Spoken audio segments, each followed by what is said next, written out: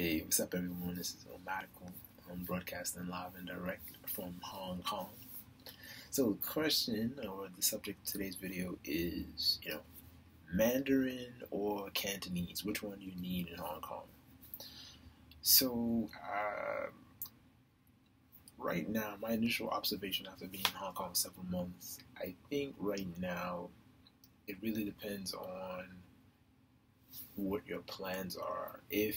Now, I went to a party the other night and I ran into some expats who have lived here for several years and they haven't studied Cantonese at all.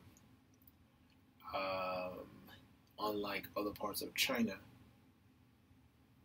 you can kind of get by in Hong Kong without knowing any of the language here.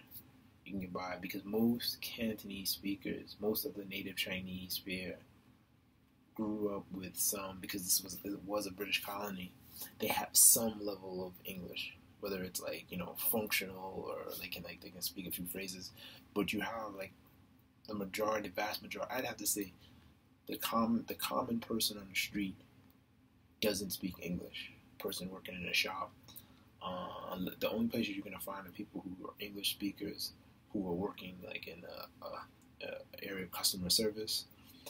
And usually it's not at a proficient level, it's like a functional level, where they can add and subtract and give you basic directions. So which one do you need to learn? Which one should you learn if you come to Hong Kong? For me personally, I think if you come to Hong Kong and you're going to move here and you're going to do work here, I would say that you should choose one. I would choose Cantonese, because if you choose Cantonese, learning Mandarin later will be much easier. Two, you really connect with the culture here a little bit more so. There are even people who speak a dialect called Hokkien, and you'll hear that occasionally. These are people who the indigenous. That's one of the indigenous languages. And I think Hokkien is also spoken somewhere in Taiwan, but that's very few people. And there are different dialects of Cantonese, but the bottom line is, for me right now, I feel like Cantonese it's not going anywhere, so you're not making a bad investment by learning Cantonese, all right? But you definitely, like I said, I just met some people who've been there 7 years, and, they don't know any Cantonese. And, that's up to them. Now, there's this guy on YouTube, I'm going to put the link in my video. His name is Carlos Do. He was a missionary, I believe, and then he started learning Cantonese. But the bottom line is, he speaks very fluently, and one of his advice was that you learn the language first, and then you learn how to write later. And basically, without getting into too deep on the way the phonetics work within the Chinese language, personally, I also feel that it's a good idea to learn, if you're Mandarin or Cantonese, learn the language, subsets of the language first, and then you can learn these things called radicals. Now, what a radical is the basic language, and there are about maybe 500 basic characters that if you learn them, or maybe 200, that if you learn them, you can basically make basic sentences. Put it like this, by the time I had memorized maybe about 50, I could make basics, I could read out basic sentences. I couldn't read it per se, I would make errors, but I would be able to say this man goes here, or this man bad friend, or things like that. I can read basic sentences, and there's a book, so some tools that you can use. All right, and I also wanted to mention this. Pimsleur has a really good basic Cantonese course. This really helped me when I first got started. Pimsleur's Cantonese. Also, there are some pretty good books. Cantonese, I have it on my computer and I forgot, but there's a website I was using that has some really good tools. Cantonese101.com. They have really good tools, and also what I like about Cantonese101.com is that they have a section after you get a lesson, the person in the video will actually break down how a native person speaks it. So you may learn a term or jot some information, and then they'll break it down how a native Hong Kong person speaks. The books that I recommend to start out with that are really good, I found these available online. Colloquial Cantonese, which is really good, and then Teach Yourself Cantonese. Now, I advise, if anybody's new to the language, I advise you to go to a language course first.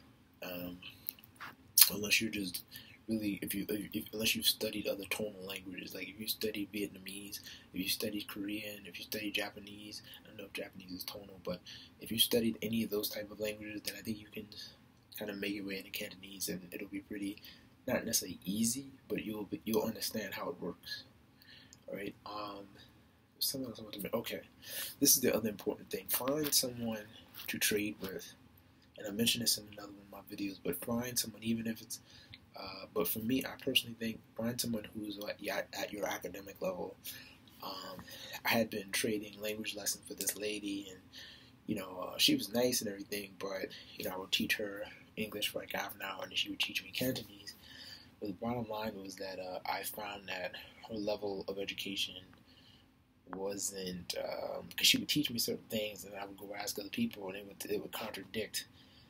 So she would teach me some things that were fundamentally wrong. So in some regards, like you whoever you're learning from should have a certain educational level. So because not everybody can teach, and this is the reason why. So you can like practice with people. Go around asking people basic questions and so forth. But ultimately, if you're going to get some instruction from somebody in Cantonese, definitely try to get instruction from people who have a good education. Even if you have to pay a little bit of money the first few months while you're here, just till you get to the point where you can shop and ask basic questions, or until you're at the point where you can formulate basic questions and then start looking for help.